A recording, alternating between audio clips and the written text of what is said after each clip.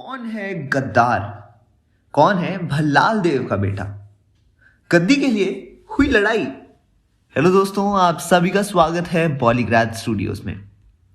बाहुबली अपने सभा में बैठा होता है, धोती कुर्ता, गले में मोतियों की माला और सर पर माहेशमती का राज मुकुट। चारों तरफ से सैनिकों से घिरे सिंहासन पर बाहुबली बैठा होता है, जहां उसके एक तरफ राजमाता देवसेना बैठी होती है तो दूसरी तरफ कटप्पा खड़ा होता है, जिसकी आंखों में माहेशमती के लिए वही पुरानी वफादारी झलक रही होती है।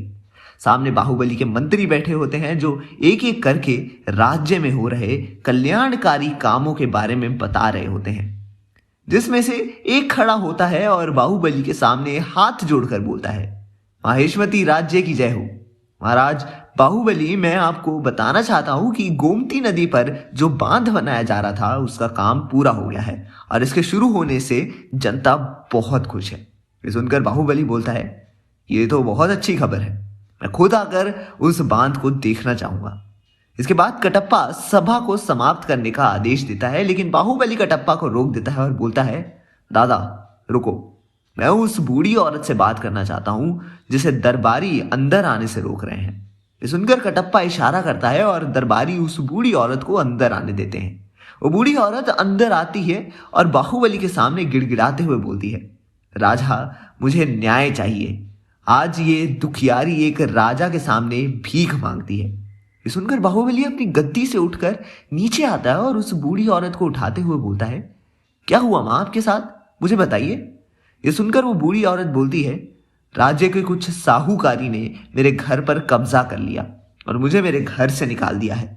ये बोलकर वो रोने लगती है। बाहुबली कुछ सैनिकों को बुलाता है और बोलता है, जाओ और इनको जो भी काम है कर दो और उस साहूकार को पकड़ कर ले आओ। इसके बाद बाहुबली सभा से बाहर चला जाता है।